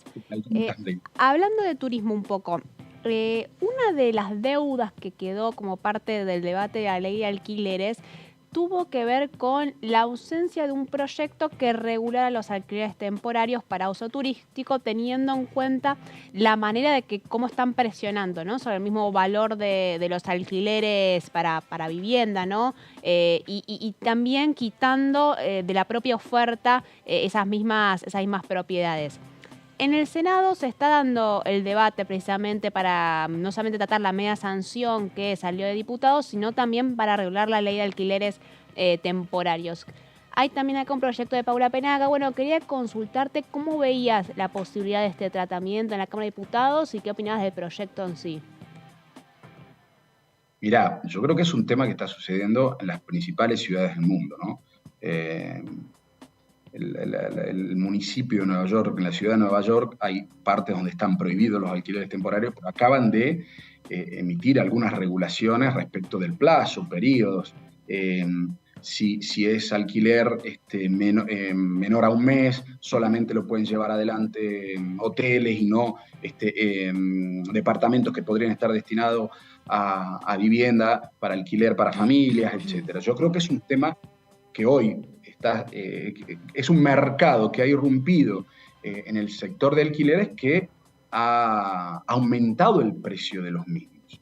Esta es una de las realidades, porque siempre lo hemos hablado muchas veces, no era solamente la ley, que en mi punto de vista no es buena, que no contempló las realidades diferentes del país, excepto hay algo que yo planteo de la ley que a mí me parece fundamental, que tiene que ver con el índice de actualización. Para mí ese índice de actualización lo que evita es un gran perjuicio para el inquilino, porque evita que recordemos que es 50% RIT, es 50% inflación, y evita que se le vaya por las nubes. Y tampoco es una pérdida para el propietario. Probablemente esté un par de puntos abajo de la inflación, pero no es para nada nocivo, ¿no? En términos económicos para el propietario. Pero creo que la regulación, muchas provincias han empezado a regular, Salta en su momento reguló a través de inscripción en distintos registros, pero yo creo que hay que tener en cuenta lo que decía recién, las distintas realidades de las provincias en el país y dentro de las propias provincias. Voy a poner un ejemplo, no es lo mismo lo que sucede con el tema alquileres en Salta capital, y sobre todo en el micro y en el macrocentro, que lo que sucede en los barrios o en municipios aledaños, no sé, como Cerrillo, por ponerte un nombre, o lo que sucede en el norte, en Orán, en Tartagal, etc. Me parece que tiene que haber regulaciones provinciales, que las provincias tienen atribuciones y competencias para regular el tema, y la nación podría dictar una especie de ley de presupuestos mínimos, pero no. Creo que tenemos que discutirlo, creo que tenemos que regularlo, lo que no creo es que tengamos que caer o debamos caer nuevamente en el error de legislar en base a la realidad de la Ciudad Autónoma de Buenos Aires como si fuese la misma en todo el país. ¿Y cómo funciona particularmente la regulación en la provincia de Salta? ¿Cómo funciona la regulación y también cómo funciona la fiscalización? Porque acá está el tema. Yo conozco más de cerca el caso de la ciudad de Buenos Aires, por ejemplo, que está regulado el caso de plataformas como Airbnb, pero el registro de las propiedades que se registraron son mucho menores que las que efectivamente están trabajando en estas plataformas, porque no hay fiscalización, no se cierran los avisos en el caso de que no estén inscriptos. Ese es también otro problema. ¿Cómo está funcionando en Salta? Porque acordate que además la ley vigente de alquileres hablaba de registro de contratos en cabeza de la FIP, si no me equivoco, sí, efectivamente. Claro, y la mayoría de los contratos están en la informalidad. Son regulares en base al incumplimiento. Que ese es un gran tema también. Pero aquí el registro no estaba en cabeza de ningún organismo fiscal, sino del Ministerio de Turismo. Tenía que ver con el servicio que se brindaba, más allá de que pasa esto también, donde no hay registración, donde se alquilan a través de distintas plataformas o por Facebook, y no tienen ningún tipo de regulación. ¿Para qué estaba destinada esta ley y este registro? Para generar también condiciones de seguridad y de garantías para los turistas y las turistas, ¿no? Digo, para que aquel lugar donde van a alquilar tenga ciertas condiciones de seguridad, de salubridad, edilicias, etc.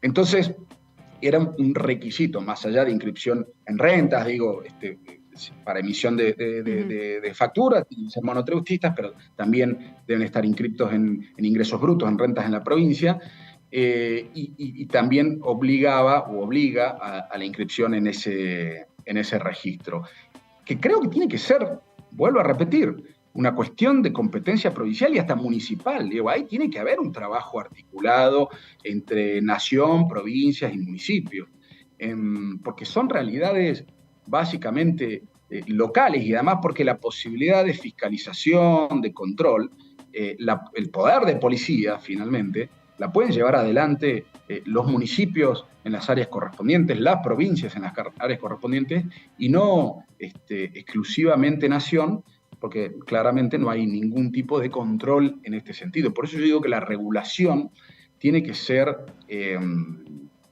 tiene que ser transversal, puede ser hasta municipal. Yo estoy convencido que las provincias y los municipios tienen competencias y atribuciones para regular no solamente los alquileres temporarios, también lo que tiene que ver con alquileres para vivienda familiar, generar mecanismos de promoción fiscal, generar hasta distintos topes de acuerdo a zona. Digo, este tema se está debatiendo en el mundo entero.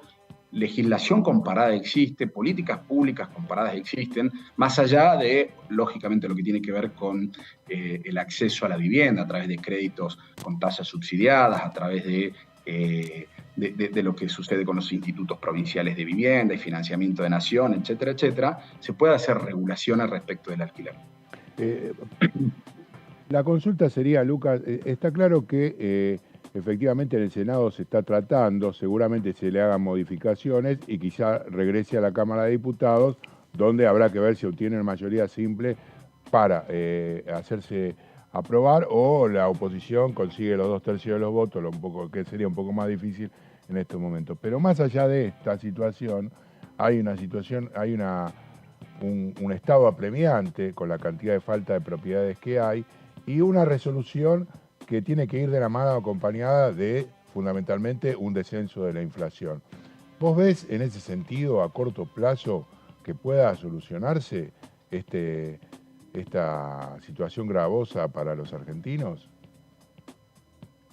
¿Respecto de la inflación? No, del alquiler, justamente. El alquiler. Me parece que forma parte de todo, lógicamente, el mismo problema, lo decíamos recién. No es solamente el problema de la ley, no solamente fue el problema, sino el aumento de los precios de la economía en términos generales. Entonces, a mí me parece que es un tema claramente que es más acuciante en algunos lugares. La Ciudad Autónoma de Buenos Aires es uno de ellos, o centros urbanos turísticos, pero además de turísticos, de demanda estudiantil, por ejemplo. Estoy pensando en Córdoba Capital, en Tucumán, en Rosario.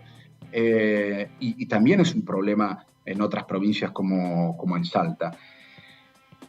Nosotros, cuando discutimos la ley, en su momento convocamos a distintos sectores, ¿no? Sector inquilino, sector propietario, sector inmobiliarias.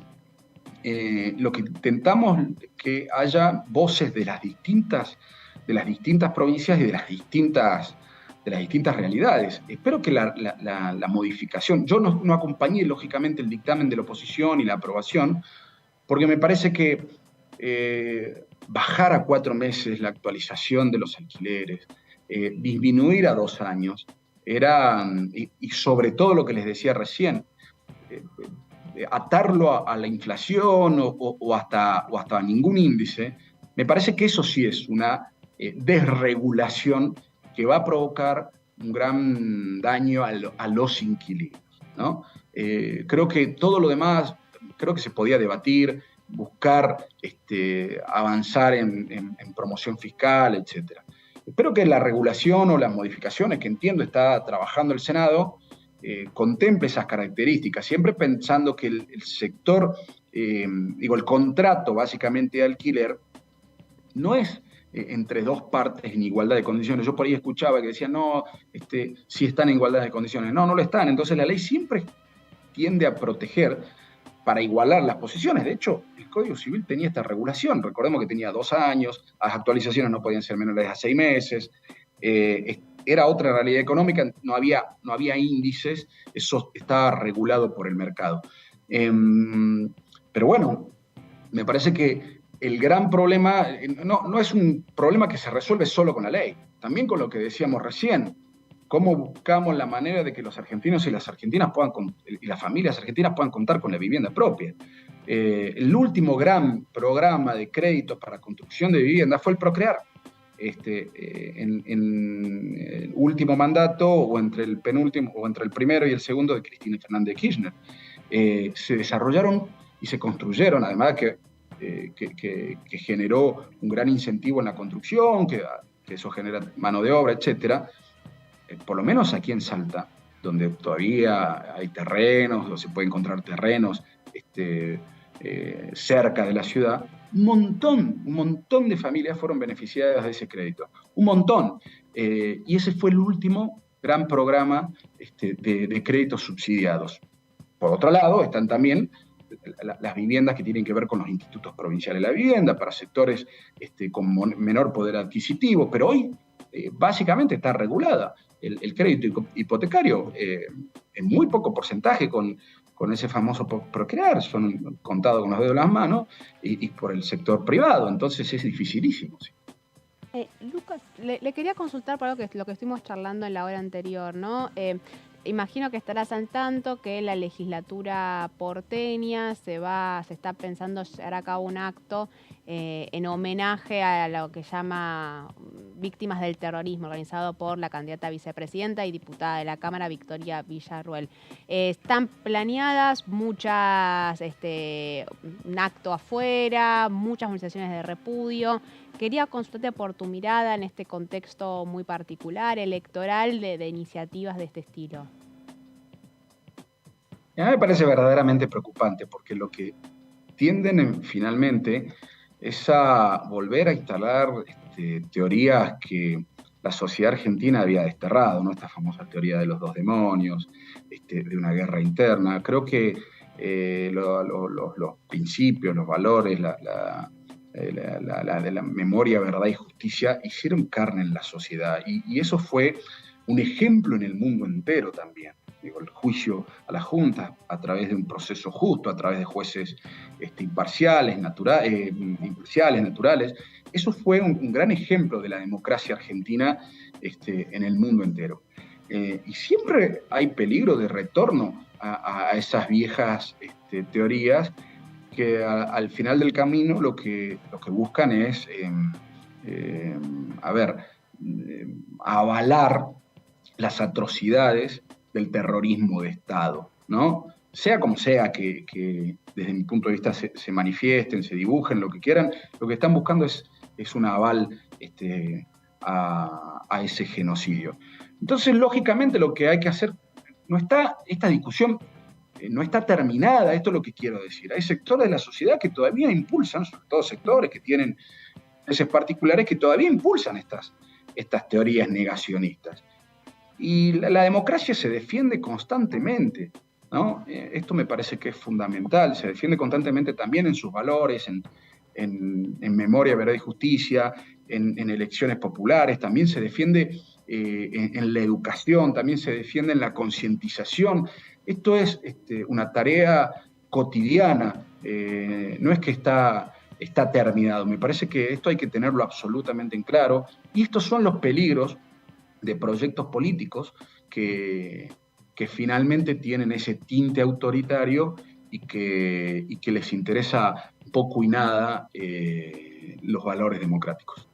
Y recién hablábamos con la diputada Elena a propósito de este tema, porque un poco nosotros solemos referirnos, y vos lo sabés porque siempre salís con nosotros, y nos solemos referir solamente a la agenda parlamentaria, y esta es nuestra función, pero hoy medio como que nos sentimos atravesados por esta cuestión y nos corrimos un poquito porque cada uno sentía que tenía hasta casi la obligación de decir algo, o por lo menos nosotros tres, hablo por nosotros tres, que medio como que nos miramos y dijimos, si no podemos no decir nada frente a esto, más cuando esto va a suceder adentro de una legislatura, ¿no? Adentro de un lugar que bien podría haber sido por ejemplo, y que en algún momento hasta se pretendió, ¿no? que se usaran lugares institucionales del valor de los parlamentos o de las legislaturas para dar respaldo a este tipo de cosas. En este sentido te pregunto, y perdón lo largo del preámbulo, ¿qué mea culpa hacen ustedes desde el Frente de Todos, o le preguntábamos a Elena desde la Unión Cívica Radical,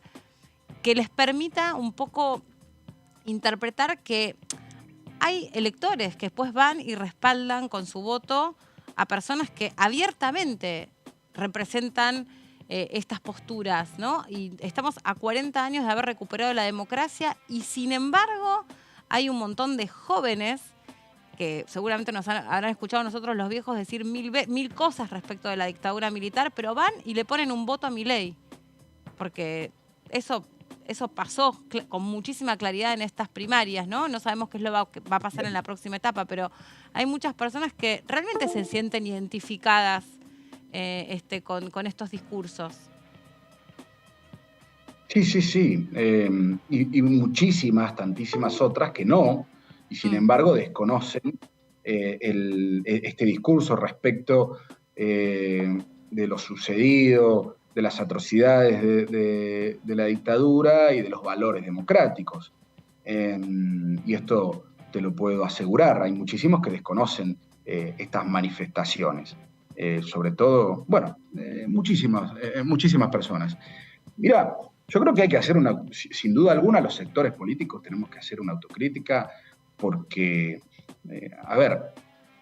lo he planteado muchas veces, el nivel de enfrentamiento y la búsqueda de profundización de grietas y evitar lograr síntesis respecto de distintas políticas y promover constantemente la destrucción de lo que ya hemos vivido, ¿no? Digo, estas ideas, estas manifestaciones, tanto de sectores de la política como de medios de comunicación, han llevado a situaciones de violencia política inaceptables. Respecto de lo que tiene que ver en particular con estos temas, me parece que hay que hacer un ejercicio más bien amplio, no solamente de la política. Me parece que como sociedad tenemos que estar dispuestos a brindar este debate y a defender principalmente la democracia. Tiene que ver con muchísimas cosas, tiene que ver con el estudio de los mismos, con la educación, con la concientización. Yo he visto que durante un tiempo hasta acá viene dejándose de hablar de estos temas. Y además, desde mi punto de vista y de acuerdo a mi posición política, desde el año 2016 empezaron a circular manifestaciones respecto del curro de los derechos humanos, ¿no? Estigmatizando, ensuciando la labor, no sé, de madres, de abuelas. Y a mí me parece que eso tiene que tener un freno. Pero este freno no es exclusivo de la política, este freno es de las sociedades. Y es, vuelvo a decir, una lucha constante, diaria. No es solamente de un tiempo, sino que la democracia se defiende constantemente. Diputado, gracias por este contacto con nosotros y bueno, seguramente con la actividad que haya esta semana y también de cara a la próxima posible sesión del 13 de septiembre sigamos conversando. Gracias. Bueno, muchas gracias a ustedes. Buenas tardes. Hasta luego. Queremos repasar lo que pasó en el programa de TV Entrevistas que conduce Horacio Embón. Allí estuvo invitada la diputada Micaela Morán y se refirió a la nueva manera de vincularnos a partir de las tecnologías. Concretamente habló de las nuevas políticas que se están implementando, por ejemplo, de cara a las NFC. Escuchamos. Bueno, va a ser de la posibilidad de pagar con tecnología NFC, que es la tecnología que uno paga con el celular. La SUBE digital se está aprobando en la ciudad de Neuquén. La SUBE tuvo una política de federalización muy grande, ya está en 52 localidades del país. También están distintas modalidades de transporte, ferroviario, en los buses, por supuesto, también están los subtes.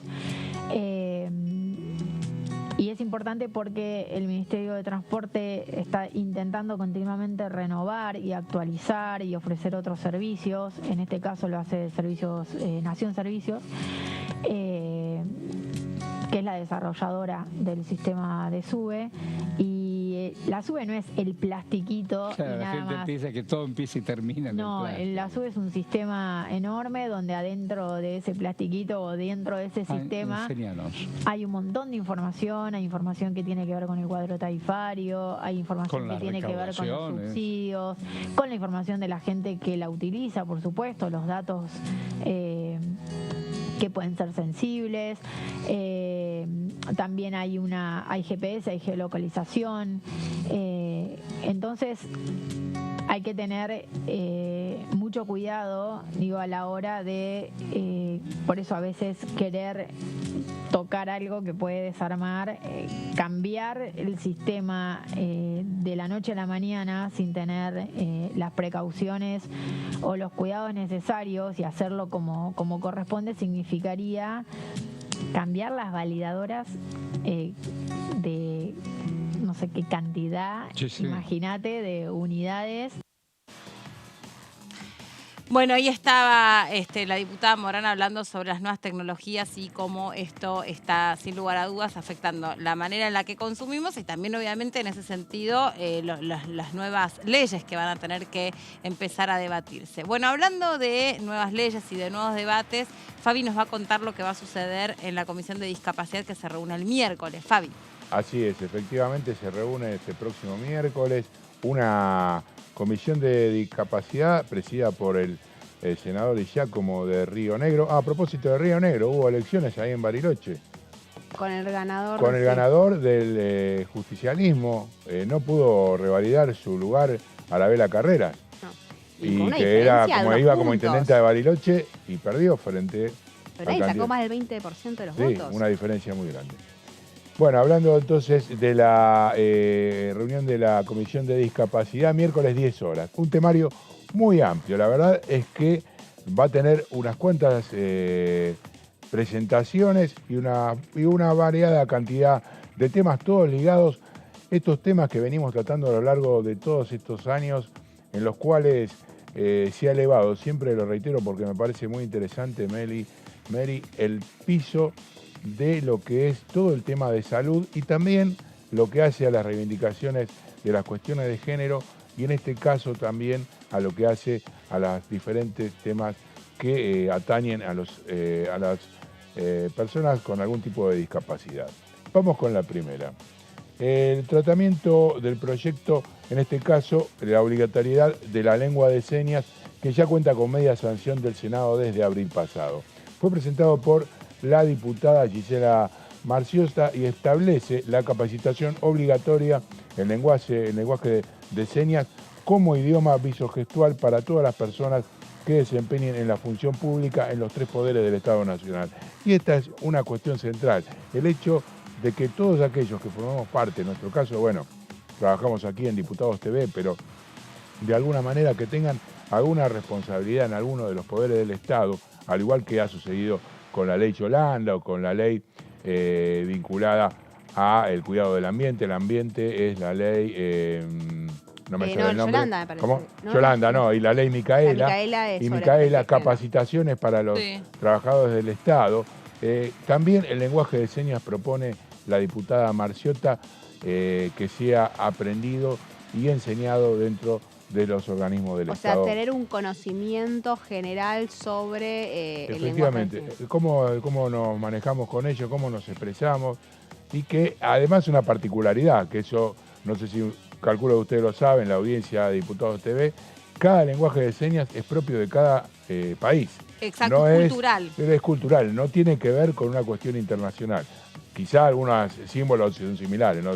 Se me ocurre la L, qué sé yo. No, por ahí la representación de las letras puede ser. Igual estamos obviamente inventando, no lo claro, conocemos. Claro, no lo conocemos. Porque algunas cosas hemos aprendido por nuestros compañeros que hacen la interpretación. Claro. Y fuimos viendo cómo trabajan y todo, que yo siempre destaco, a mí particularmente, que me quedo admirada de cómo ellos trabajan en comunidad. Claro, es un trabajo en comunidad, viste, que van haciendo con un sistema de relevos y ahí está los que escuchan, también son un poco los que ayudan a poner en signos, no serían signos, son símbolos, son signos. Señas.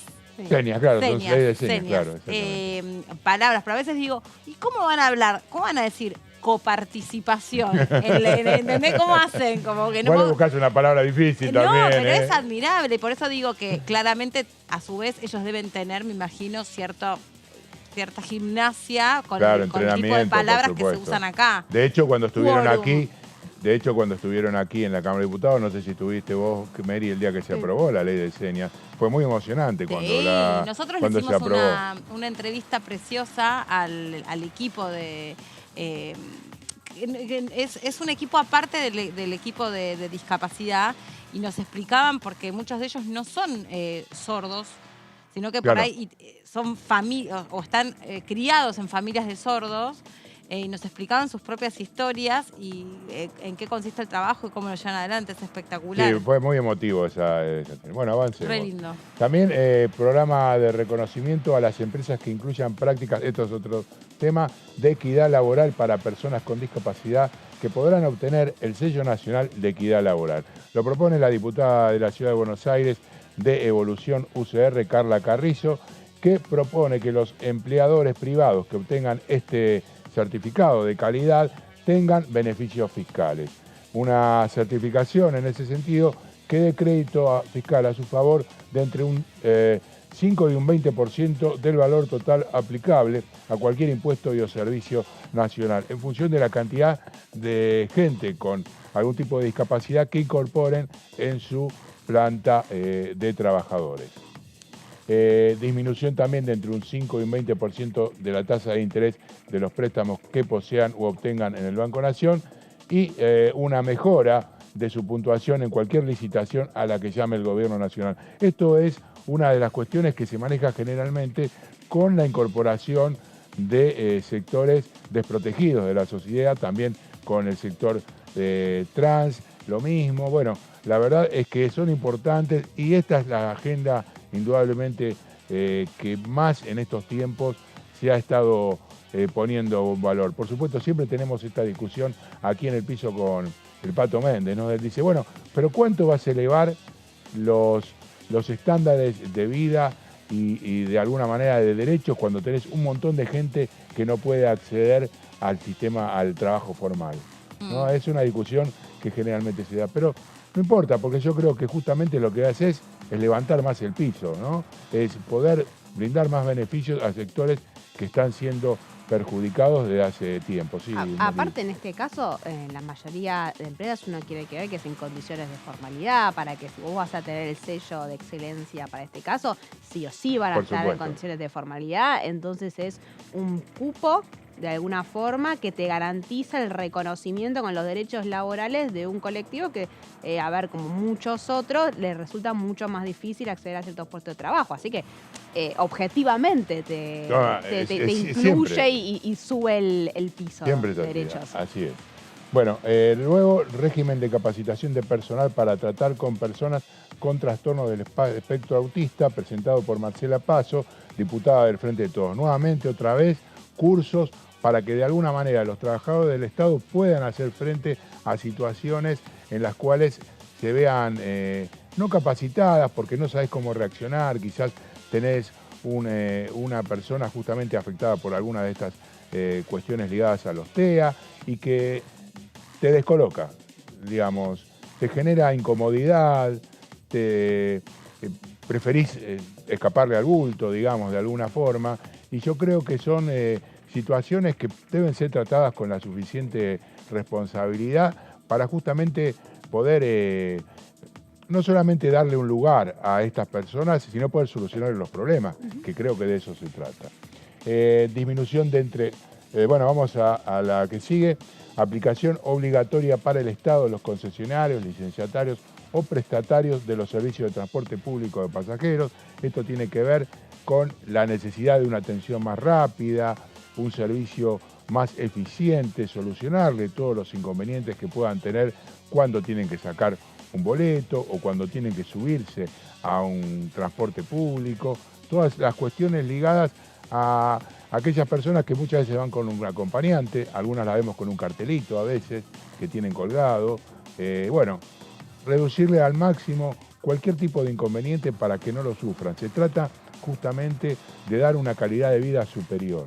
Otorgar prioridad de la atención y su espera requiere de la atención en forma inmediata, evitando demoras en el trámite mediante la espera del turno. Y la creación de un sistema integral de prioridad y contención para personas con TEA y síndrome relacionados en los medios de transporte terrestre, ferroviario, aéreo y fluvial. Vamos a la que sigue. Yo estoy pensando, la última vez que me tomé un avión precisamente que estaba demorado, y estaba demorado 3-4 horas, había una familia con un chiquito que tenía digamos, el trastorno de espectro autista, Y precisamente la demora en la atención con un montón de trabajadores que no sabían cómo lidiar con la situación generó que el chico se pusiera muy nervioso y tuviera un brote. Nadie sabía cómo lidiar con eso. Y era algo tan sencillo de solucionar como, escúchame, hacerlo pasar antes. No puede estar en una fila durante 3 horas. Julio Oliván. Ella tiene un hijo con Antonio, se llama, un chico del espectro autista, con condición autista, y le pasó que los chicos justamente, muchos de ellos se ponen muy ansiosos en la situación de espera. Sí. Estaba por embarcar a un vuelo, creo que era a Uruguay o a la fila del buquebús, la verdad que no me acuerdo cuál de las dos cuestiones era. El chico se empezó a angustiar y ella tenía que explicar que no es que se portaba mal, no es que ella era una mala madre, no es que el nene era un caprichoso, sino que el nene traducía esa situación de espera en angustia y claro, o sea, se ponen a veces agresivos o a veces hacer pataletas, que en realidad no es que es un capricho, o sea, forma parte de cómo ellos traducen esa situación. Y dice que bajo ningún punto de vista esto no la hacían pasar, no tenían prioridad. Yo agregaría esto a los agentes de seguridad, porque a nivel de las policías, de los controles, también hay un tema que tiene que ver cuando estas personas que ya de por sí están aquejadas por una situación, una enfermedad, y se ponen en un momento hasta violentas. Hemos visto imágenes en los medios de comunicación con agentes de seguridad tratándolos de una manera como si fueran un delincuente, digamos, directamente, sin atender inclusive a las propias especificaciones de sus familiares que los acompañan y le dicen no le pegues, porque lo haces poner peor. Entonces, creo que es muy importante poner en conocimiento de toda la sociedad cómo de alguna manera poder encarrilarse frente a situaciones como estas. Todos los operadores, además del Sistema Federal Continuo de Transporte de Pasajeros, deberán garantizar la atención prioritaria para una persona con trastorno del espectro autista. Y la autoridad de la aplicación contará con un consejo consultivo, esto es decir, representantes de distintos sectores para que puedan acercar propuestas. Hablamos del Ministerio de Salud, Ministerio de Desarrollo Social, en fin, todo lo que tiene que ver con las organizaciones sociales que también se ocupan del tema. Otro tema tiene que ver con las modificaciones a la Ley de Protección Integral de los Derechos de las Niñas, Niños y Adolescentes. Esto está centrado en la redacción y en la adaptación de leyes que ya tienen varios años y que a lo largo del tiempo han sufrido modificaciones justamente por nuevos derechos adquiridos y nuevas definiciones que tienen que ver con la situación de los sectores a los que estamos hablando. Vamos a un par de líneas que destaqué. El artículo 3, por ejemplo, modifica la definición que tiene por el objeto el centro de la vida de los niñas y adolescentes. Son pequeñas estas modificaciones, pero son muy interesantes. La original decía, este principio rige en materia de patria potestad, pautas a las que se ajustarán en el ejercicio de la misma, filiación, restitución del niño, la niña o el adolescente, adopción, emancipación y toda circunstancia vinculada a las anteriores, cualquiera sea el ámbito donde deba desempeñarlo. La nueva propone, cuando exista conflicto entre los derechos e intereses de las niñas, niños y adolescentes frente a otros derechos e intereses igualmente legítimos, prevalecerán los primeros. O sea, especifica que los intereses que van a estar definidos son los de los niños, no con respecto a lo que decimos a las circunstancias vinculadas a las anteriores, cualquiera sea el ámbito donde deba desempeñarse. Estamos hablando de una definición que hace mucho más importante la atención sobre el sujeto del derecho, estamos en este caso de los niños. ¿Ok? Vamos a otra. Ah, es esta, perfecto. Entonces vamos a la placa que siga. Ah, esta es la última, bueno, perfecto. Ah, no es la última. Ah, bueno, esta es la que tengo que leer. Vamos entonces a la que sigue, dale. Estas son las cosas en vivo que suceden aquí en Diputados TV. Obvio. Más allá de eso, hay otros tratamientos que tienen que ver con una ley dedicada al turismo. Bueno, vamos con la... Nos paramos acá, no sé cómo seguimos. Pero más allá de eso, es una comisión que va a trabajar mucho va a funcionar también. Ok, vamos.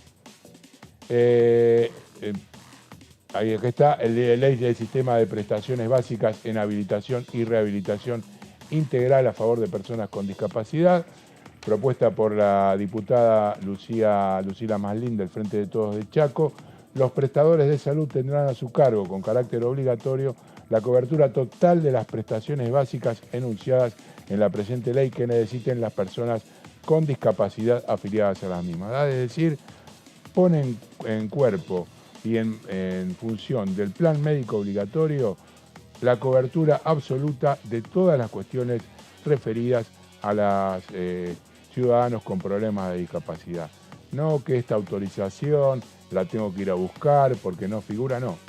Absolutamente todo tiene que estar y tiene incumbencia de las cuestiones relativas a justamente las necesidades que tenga este sector de la sociedad para ser solucionadas por el plan médico obligatorio de las obras sociales, que, bueno, estos días estuvimos hablando un poquito acerca de las obras sociales, ¿no?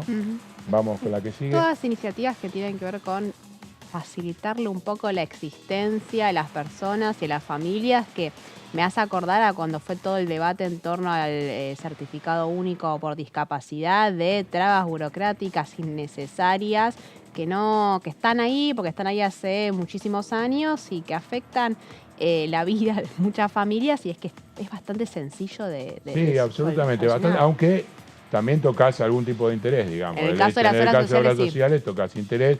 En el caso del aprendizaje, bueno, poner en movimiento y que sigamos aprendiendo, que en definitiva de eso se trata. Bueno, ley de turismo accesible para personas con discapacidades restringidas. La diputada Graciela Casella de San Juan, del Frente de Todos.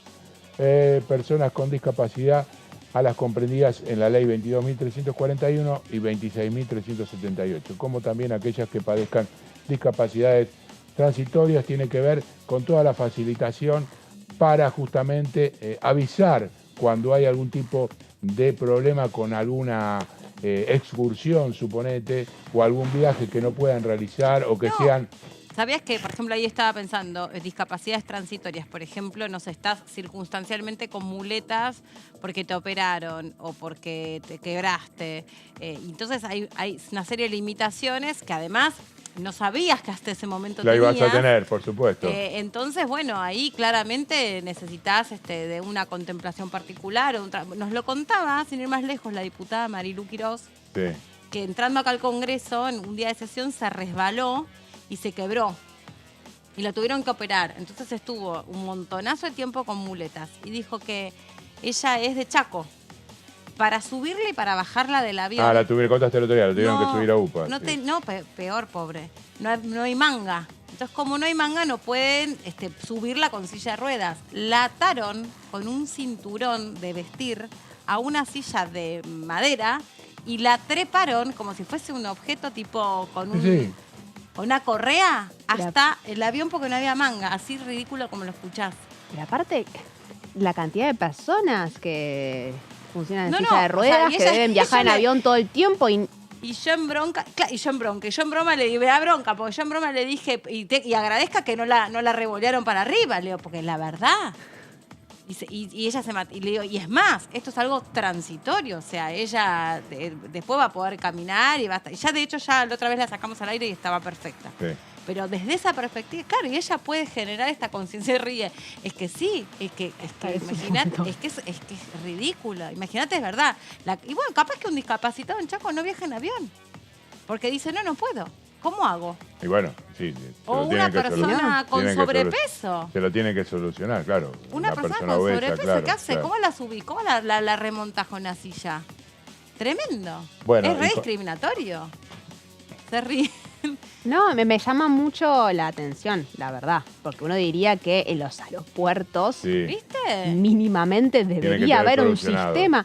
Mirá. Pero chicos, hace no mucho tiempo se fueron modificando las ¿cómo se dice? Las normas de arquitectura, o sea, de construcción, no me sale. Para las rampas. Y no, los baños. Los baños ahora, si se vieron, los baños más modernos tienen como doble apertura, como tienen como un tramito de puertas y uno más grande para que pase el ancho una silla de ruedas. Sí. Entonces, a veces el discapacitado no ahora los aeropuertos no tienen ni puerta. Los baños no tienen ni puerta.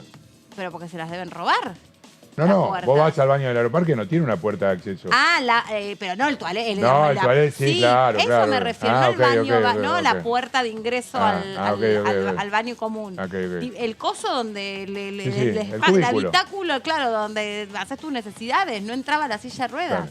Sí. Porque a veces vos tenés, no sé, en una casa, en un bar. No, está claro que las adaptaciones llegan mucho más tarde que las necesidades. Terrible. Bueno, y para cerrar entonces, los prestadores de servicios turísticos están obligados a informar a las personas con discapacidad, su grupo familiar o acompañante sobre los inconvenientes e impedimentos que pudiera encontrar en la planificación de un viaje. Los prestadores y prestaciones deberán ser identificados como accesibles y el Ministerio de Turismo de la Nación deberá llevarlo adelante o las autoridades provinciales. En síntesis, como señalábamos al inicio de estas placas, la reunión de una comisión de discapacidad con mucho laburo, con mucho detalle acerca de necesidades de sectores que, valga la redundancia, están urgidos de resolver situaciones que son muy desprolijas y desparejas en una sociedad que trata de recuperarlos para que tengan una vida más digna. Gracias, Fabi. Bueno, hasta aquí hemos llegado nosotros en este lunes de segunda edición y les contamos cómo está planteada la agenda. Entonces, para mañana a las 15 horas tenemos la Comisión de Ciencia, Tecnología e Innovación Productiva y para las 10 de la mañana del miércoles esta comisión que nos contaba Fabi y también a las 12 del mediodía se agrega la de Relaciones Exteriores y Culto. Gracias por haber estado ahí del otro lado. Gracias, Mary. Gracias también, Fabi. Nos vemos mañana. Chau, que estén muy bien.